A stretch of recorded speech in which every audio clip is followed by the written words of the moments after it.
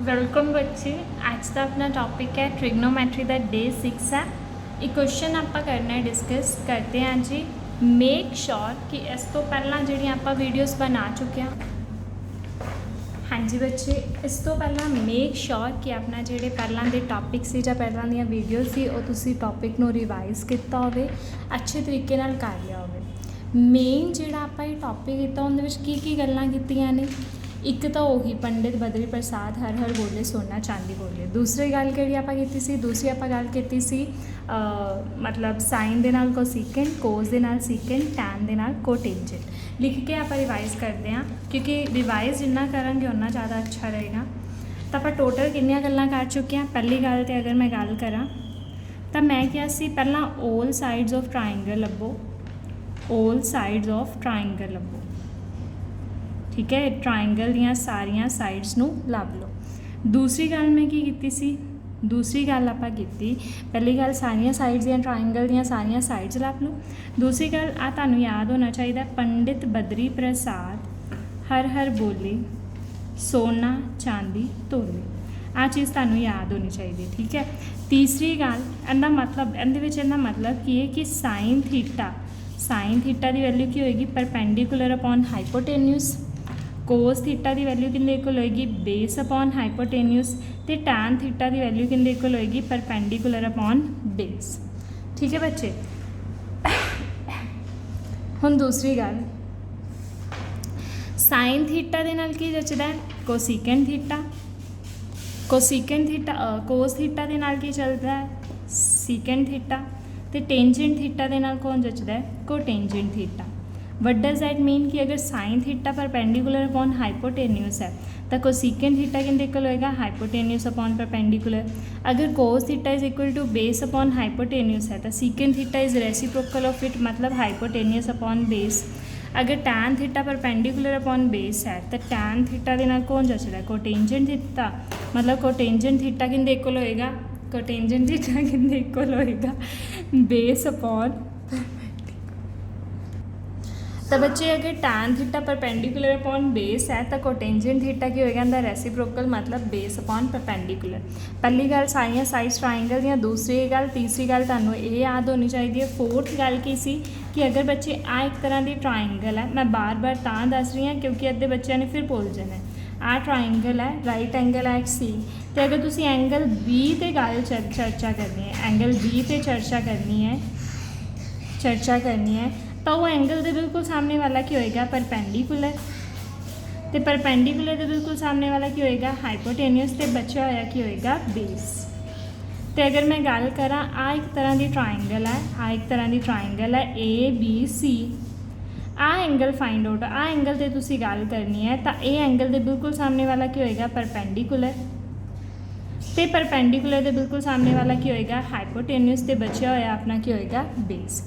आ total आप 3-4 गल्लां ने जिहड़ियां पूरे टॉपिक दे विच कीतियां ने।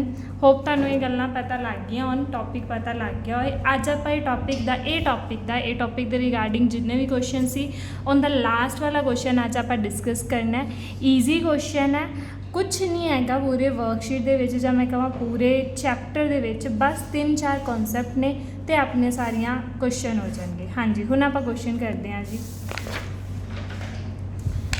तो मैंने क्वेश्चन में की कह रहे हैं, कहते in triangle P Q R, कहते एक ट्राइंगल है P Q R, right angle at Q, मतलब जी मेरी ट्राइंगल है वो राइट एंगल है किंदे ते क्यू ते। कि कहते एक ट्राइंगल है पी क्यू आर बच्चे, राइट एंगल है किहड़े एंगल किंदे ते क्यू ते।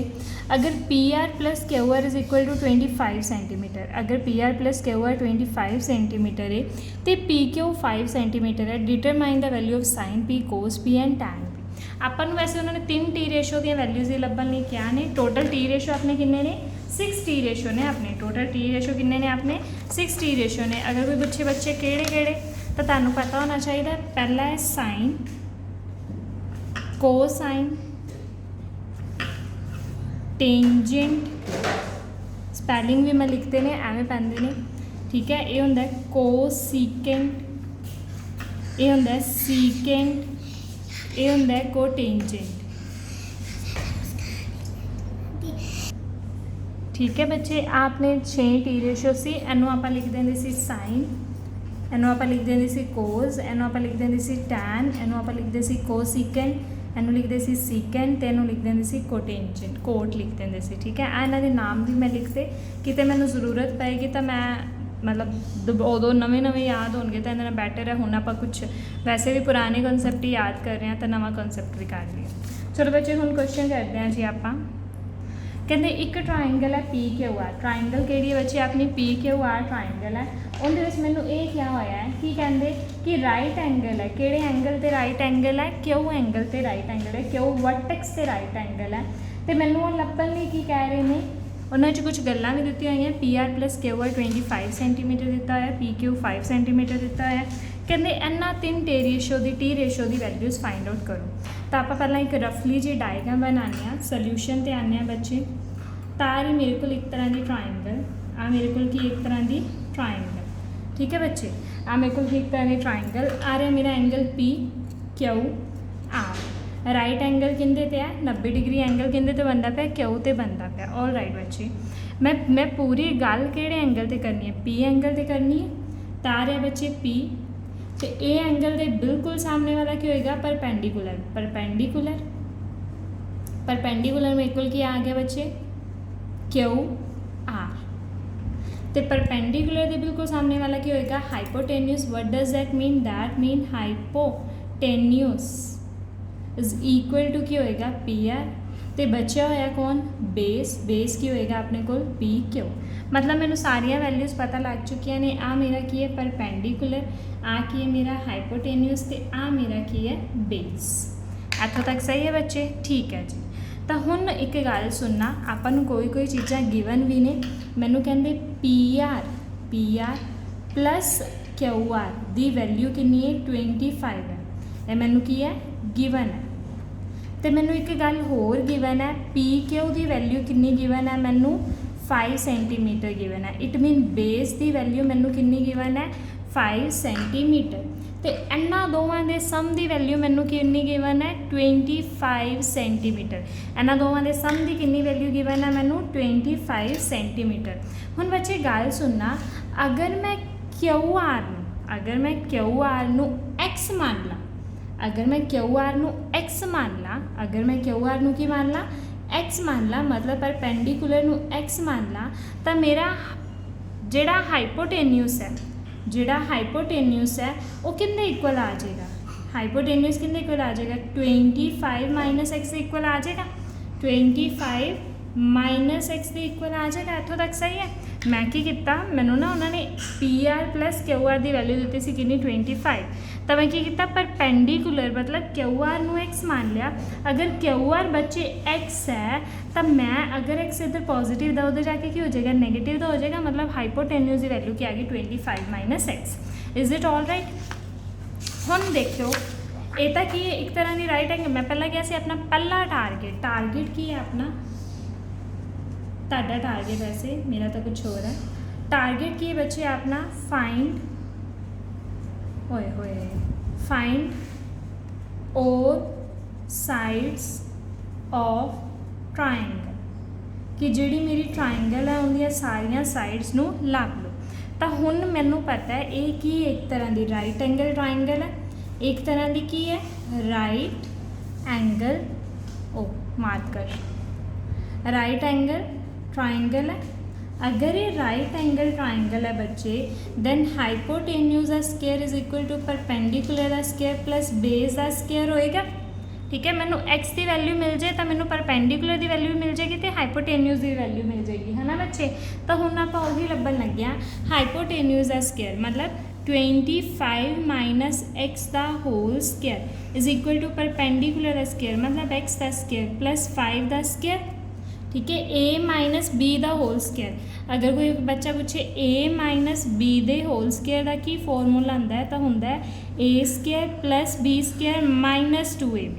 की फॉर्मूला होंदा है A² + B² - 2AB।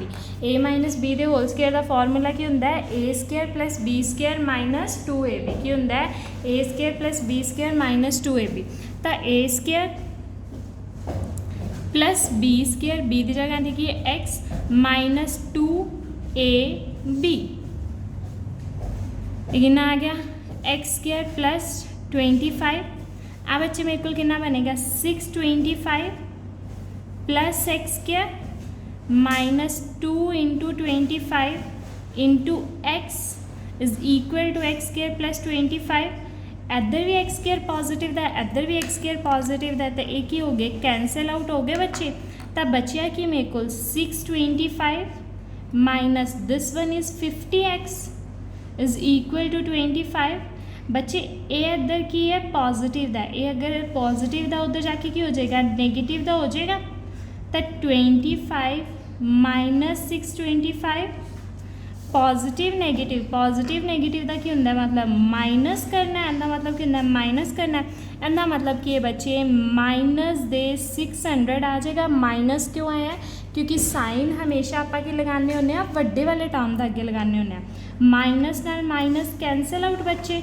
तो मेरे को क्या आ गया 50x इज इक्वल टू 600 आ गया बच्चे तो 50x इज इक्वल टू 600 तो 50 अगर मल्टीप्लाई च है तो उधर जाके की हो जाएगा डिवाइड च हो जाएगा 0 नाल 0 कैंसल आउट 5 1 5 2 10 तो वैल्यू ऑफ x कितनी आ गई मेरे को 12 x की वैल्यू मेरे को कितनी आ गई बच्चे 12 अगर x की वैल्यू 12 है इसका मतलब मेरे को परपेंडिकुलर की वैल्यू जो कि मन्नी सी मैं x मन्नी सी वो कितनी आ गई 12 तो अगर कोई बच्चा पूछे हाइपोटेन्यूस तो हाइपोटेन्यूस असी मन्निया सी 25 minus x it mean 25 minus 12 5 में से 2 गए 3 एंड 13 मतलब हाइपोटेन्यूस की वैल्यू कितनी आ गई 13 तो अगर कोई बच्चा पूछे बेस की वैल्यू मेरे को कितनी है 5 सेंटीमीटर ठीक है सारे यूनिट किंदे च है सेंटीमीटर च इतों तक पता लग गया एक बारी आप रिवाइज करते हैं पहला टारगेट की अपना आपू सारिया ट्राइंगल दियाँ की मिल जाए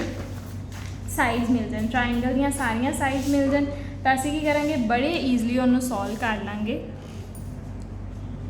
करिए बच्चे कहते in triangle P Q are एक ट्राइंगल है पी क्यू आर ठीक है एक ट्राइंगल है कि ट्राइंगल है P Q R right angle है किंदे ते क्यू ते मतलब राइट एंगल का मतलब होंगे एंगल 90 डिग्री बनता पाया किंदे ते बनता पाया क्यू ते बनता पाया कहते दो साइड्स मतलब P R plus Q are का सम कितना 25 सेंटीमीटर है तो पी क्यू कितना 5 सेंटीमीटर है तो आ 3 टी रेशो दी वैल्यूज़ लभो आ 3 टी रेशो दी वैल्यूज़ लभो तो हाँ जी बच्चे आपा की किया राइट एंगल क्यू ते है तो क्यू ते राइट एंगल बना लिया एंगल वेख लो फोकस किहड़े एंगल ते एंगल ते फोकस है पी एंगल ते फोकस है तो पी दे बिल्कुल सामने वाला परपेंडिकुलर तो परपेंडिकुलर के बिल्कुल सामने वाला क्या होएगा हाइपोटेन्यूस इज इट क्लीयर बच्चे परपेंडिकुलर के बिल्कुल सामने वाला क्या होएगा हाइपोटेन्यूस तो मैं लिख लिया बच्चे हाँ जी तो आ क्या हो गया अपना फिर बेस हो गया मैं उमें लिख लिया परपेंडिकुलर हाइपोटेन्यूस एंड बेस ठीक है बच्चे तो मैनू उन्होंने कहा सी पी क्यू की वैल्यू 5 है मतलब बेस की वैल्यू 5 है कहते हाइपोटेन्यूस प्लस परपेंडिकुलर की वैल्यू 25 है तो मैं परपेंडिकुलर की वैल्यू मान ली x तो हाइपोटेन्यूस की वैल्यू कितनी आ गई 25 माइनस एक्स अगर एक्स पॉजिटिव का उधर जाके की हो जाएगा नेगेटिव तो हो जाएगा ठीक है मैनू जस्ट एक्स की वैल्यू चाहिए विद द हेल्प ऑफ अगर मेरे को एक्स की वैल्यू आ गई तो मेरे को दो में आ जाएगी हाइपोटेन्यूस भी आ जाएगा तो परपेंडिकुलर भी आ जाएगा हूँ मैं बच्चे की किया मैं ध्यान नाल देखा एक ये राइट एंगल ट्राइंगल है अगर ये राइट एंगल ट्राइंगल है तो hypotenuse square is equal to perpendicular square plus base square hypotenuse square का मतलब 25 माइनस एक्स का whole square is equal to perpendicular मतलब x प्लस 5 का स्क्वायर ठीक है बच्चे a माइनस बी के होल स्क्वायर का फॉर्मूला की होंगे A square plus B square minus 2ab की फॉर्मूला होंगे A square plus B square minus 2ab मैं लगाता बच्चे 625 एक्स स्क्वायर नाल एक्स स्क्वायर कैंसल आउट हो गया 50x 625 एक्स स्क्वायर नाल एक्स स्क्वायर कैंसल आउट हो गया क्योंकि साइन सामने वाला सेम है एंदे अगे भी पॉजिटिव है तो एंदे अगे भी की है पॉजिटिव है ठीक है 2 इंटू 25 50 ये पॉजिटिव का उधर जाके की हो गया नेगेटिव का हो गया पॉजिटिव नेगेटिव का मतलब माइनस करना है बट साइन वड्डे वाले टर्म का अगे 50 मल्टीप्लाई च तो उधर डिवाइड हो गया तो एक्स की वैल्यू कितनी आ गई बच्चे 12 वैल्यू आ गई बेस भी आ गया परपेंडिकुलर भी आ गया तो हाइपोटेन्यूस भी मेरे को आ चुकी है तो हुण बच्चे देखना मैं ना एक पेज से लिखन लगी हाँ कि मेरे को बच्चे मेरे को परपेंडिकुलर की वैल्यू कितनी आई है 12 परपेंडिकुलर की वैल्यू कितनी आई है 12 सेंटीमीटर बेस की वैल्यू कितनी आई है 5 सेंटीमीटर, तो हाइपोटेन्यूज की वैल्यू कितनी आई है 13 सेंटीमीटर। मैनू उन्होंने की लभन लई कहा सी बच्चे साइन पी, कोस पी ते टैन पी। मैनू की वैल्यू लभन लई कहा साइन पी, कोस पी ते टैन पी। मैं वैसे सारे टी रेशो लभांगी, उन्होंने मैनू आ 3 लभन लई कहे। तो बच्चे मैं उवें याद किया है कि पंडित बद्री प्रसाद हर हर बोले सोना चांदी तोले। ठीक है, तो मेरे को साइन पी दी वैल्यू किंदे इक्वल होएगी परपेंडिकुलर अपॉन हाइपोटेन्यूस। अपॉन क्या आएगा बच्चे हाइपोटेन्यूस। तो परपेंडिकुलर की वैल्यू बच्चे कितनी है 12 तो हाइपोटेन्यूस की वैल्यू कितनी है 13। तो मेरे को साइन पी की वैल्यू आ गई। अगर बच्चे मैं तुहाडे कोल पुछ ला कोसीकेंट पी की वैल्यू की होएगी, कोसीकेंट पी की वैल्यू की होएगी, तो तुहानूं याद है साइन नाल कौन जचदा है कोसीकेंट जचदा है। अगर साइन पी की वैल्यू 12/13 है तो कोसीकेंट पी की वैल्यू की होएगी 13/12। कितने इक्वल होएगी 13/12। हाँ जी, अगर मैनू कहते कोस पी की वैल्यू मैनू की कहते लभो, तो कोस पी किंदे इक्वल हुंदा है बेस अपॉन हाइपोटेन्यूस। ये कितने इक्वल हुंदा है बेस अपॉन हाइपोटेन्यूस। बेस की वैल्यू बच्चे कितनी है 5 तो हाइपोटेन्यूस की वैल्यू कितनी है 13। तो कोस पी की वैल्यू मेरे को कितनी आ गई 5/13। अगर ऐदा ही बच्चे मैं तुहानूं सीकेंट पी की वैल्यू लभन लई कहता तो सीकेंट पी की वैल्यू की होएगी इन्हां दोवां दा रेसीप्रोकल। इहदा रेसीप्रोकल कर दो, मतलब 5 की जगह ते 13 लिख दो तो 13 की जगह ते 5 लिख दो। एक मैनू कह रहा है टैन पी, एक मैनू की कह रहा है टैन पी। तो टैन पी किंदे इक्वल हुंदा है परपेंडिकुलर अपॉन बेस।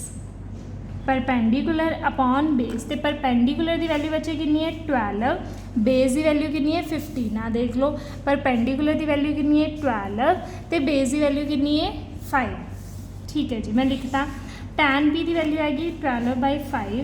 तो अगर कोई पूछे कोट पी की वैल्यू की हो जाता रेसीप्रोकल, मतलब 5/12। ठीक है, ये तो होंगे तुसी वैल्यूज़ लभ के दस दिया। पर सब नाल वधिया काम पता ही कि होंगे बच्चे, तुसी ना वैल्यूज़ में एक डब्बे च पा के रख दो ताकि जो कोई चैक करने वाला हो ना तो उन्होंने मिनटा च दिख जाए कि आ वैल्यूज़ ने। तो तुसी इन्हूं पता की करे, अगर साइन पी लिखता 12/13 तो कोसीकेंट पी लिखता 13/12, कोस पी लिखता 5/13 तो सीकेंट पी लिखता 13/5, टैन पी लिखता 12/5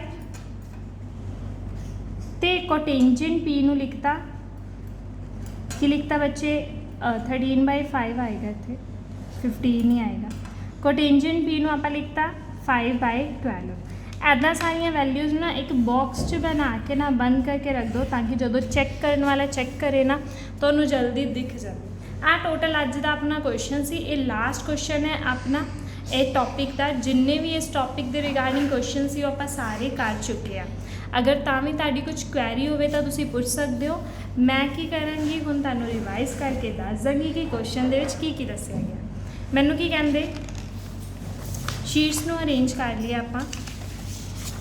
क्वेश्चन ईजी सी, टॉपिक ईजी सी, बस 3-4 गल्लां साइड्स लभ लो तो साइन दे नाल कोसीकेंट जचदा है, कोस दे नाल सीकेंट जचदा है, ये वालियां गल्लां।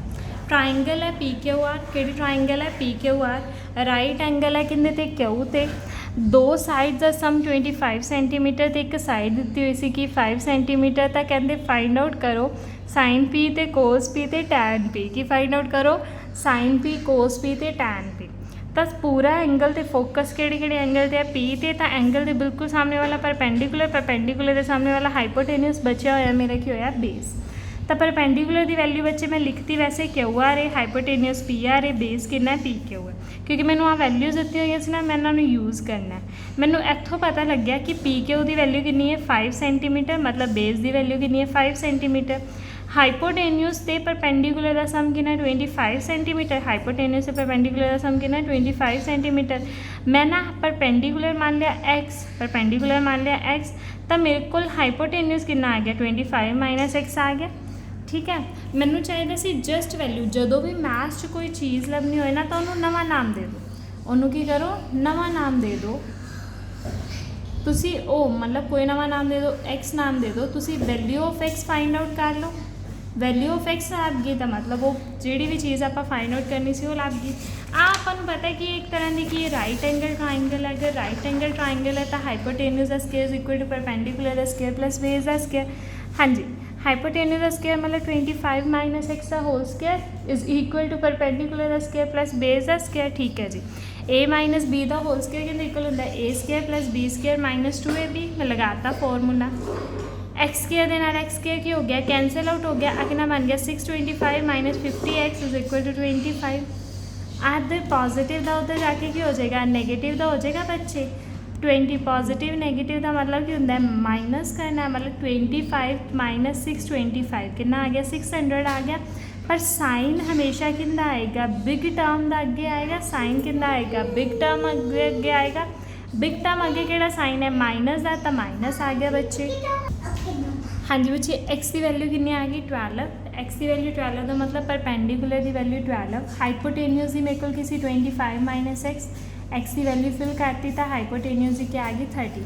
ਮੇਰੇ ਕੋਲ ਟੋਟਲ ਤਿੰਨੋਂ ਵੈਲਿਊਜ਼ ਆ ਗਈਆਂ ਜੀ। ਕਿੰਨੀਆਂ ਆ ਗਈਆਂ ਵੈਲਿਊਜ਼ ਮੈਂ ਨੈਕਸਟ ਸ਼ੀਟ ਦੇ ਉੱਤੇ ਲਿਖਤੀਆਂ ਸੀ। ਆ ਸ਼ੀਟ ਮੈਂ 1 ਮਿੰਟ ਇੱਦਾਂ ਰੱਖ ਦਿੰਦੀ ਹਾਂ, ਕਈ ਬੱਚਿਆਂ ਨੇ ਸਕਰੀਨਸ਼ਾਟ ਲੈਣਾ ਹੋਏਗਾ। ਰੁਕੋ 1 ਮਿੰਟ, ਹੈ ਨਾ ਸਹੀ ਕਰਕੇ ਰੱਖ ਦਈਏ। ਹਾਂਜੀ ਠੀਕ ਹੈ ਜੀ, ਹੁਣ ਨੈਕਸਟ ਕਰਦੇ ਹਾਂ ਬੱਚੇ ਆਪਾਂ। ਤਾਂ ਆਪਾਂ ਨੂੰ ਉਹਨਾਂ ਨੇ 3 ਵੈਲਿਊਜ਼ ਵੈਸੇ ਲੱਭਣ ਲਈ ਕਿਹਾ ਸੀ। ਮੈਂ ਪਰਪੈਂਡੀਕੂਲਰ ਬੇਸ ਤੇ ਹਾਈਪੋਟੇਨਿਊਸ ਦੀ ਵੈਲਿਊ ਸ਼ੀਟ ਉੱਪਰ ਲਿਖ ਲਈ। ਮੈਨੂੰ ਸਾਈਨ ਪੀ ਕੋਸ ਪੀ ਤੇ ਟੈਨ ਪੀ ਦੀ ਵੈਲਿਊ ਲੱਭਣ ਲਈ ਕਿਹਾ ਸੀ, ਪਰ ਮੈਂ ਸਾਰੀਆਂ ਵੈਲਿਊਜ਼ ਲੱਭਾਂਗੀ। ਸਾਈਨ ਪੀ ਕਹਿੰਦੇ ਇਕੁਅਲ ਹੁੰਦਾ ਪਰਪੈਂਡੀਕੂਲਰ ਅਪੋਨ ਹਾਈਪੋਟੇਨਿਊਸ, ਕੋਸੀਕੈਂਟ ਪੀ ਹੁੰਦਾ ਰੈਸੀਪ੍ਰੋਕਲ, ਕੋਸ ਪੀ ਕਹਿੰਦੇ ਇਕੁਅਲ ਹੁੰਦਾ ਬੇਸ ਅਪੋਨ ਹਾਈਪੋਟੇਨਿਊਸ ਮਤਲਬ 5/13। ਠੀਕ ਹੈ, ਤਾਂ ਸੀਕੈਂਟ ਪੀ ਕੀ ਹੋਏਗਾ ਇਹਦਾ ਰੈਸੀਪ੍ਰੋਕਲ ਮਤਲਬ 13/5। ਟੈਨ ਪੀ ਕਹਿੰਦੇ ਇਕੁਅਲ ਹੁੰਦਾ ਪਰਪੈਂਡੀਕੂਲਰ ਅਪੋਨ ਬੇਸ ਮਤਲਬ 12/5, ਤਾਂ ਕੋਟੈਂਜੈਂਟ ਪੀ ਹੋਏਗਾ 5/12। ਇਹ ਸਾਰੀਆਂ ਵੈਲਿਊਜ਼ ਮੈਂ ਬੁੱਕਸ ਵਿੱਚ ਲਿਖਦੀਆਂ। ਪੇਪਰ ਵਿੱਚ ਨਾ ਜਿਹੜਾ ਟੈਸਟ ਹੈ ਨਾ ਜਾਂ ਪੇਪਰ ਹੈ ਉਹਦੀ ਪ੍ਰੈਜੈਂਟੇਸ਼ਨ ਬੜੀ ਮੈਟਰ ਕਰਦੀ ਹੈ। ਠੀਕ ਹੈ, ਸਪੈਲਿੰਗ ਪਤਾ ਨਹੀਂ ਉਰਦੂ ਦੀ ਭਾਸ਼ਾ 'ਚ ਲਿਖਤਾ ਮੈਂ। ਪ੍ਰੈਜੈਂਟੇਸ਼ਨ ਬਹੁਤ ਮੈਟਰ ਕਰਦੀ ਹੈ। ਅੱਛੇ ਤਰੀਕੇ ਨਾਲ ਪ੍ਰੈਜੈਂਟ ਕਰਨਾ ਕੁਐਸਚਨ ਨੂੰ, ਤਾਂ ਕਿ ਉਹਨਾਂ ਨੂੰ ਮਤਲਬ ਮੇਨ ਹੁੰਦਾ ਨਾ ਜਿਹੜੇ ਚੈੱਕ ਕਰਨ ਵਾਲਾ ਨਾ ਉਹਨੂੰ ਕਨਵੀਨੀਅੰਸ ਦਿਓ, ਆਦੀ ਕਨਵੀਨੀਅੰਸ। ਹੋਪ ਤੁਹਾਨੂੰ ਅੱਜ ਦਾ ਟੌਪਿਕ ਸਮਝ ਲੱਗ ਗਿਆ ਹੋਵੇ। ਅਗਰ ਕੁਝ ਕੁਐਰੀਜ਼ ਹੋਣ ਤਾਂ ਬੱਚੇ ਤੁਸੀਂ ਪੁੱਛ ਸਕਦੇ ਹੋ। See you in the next video.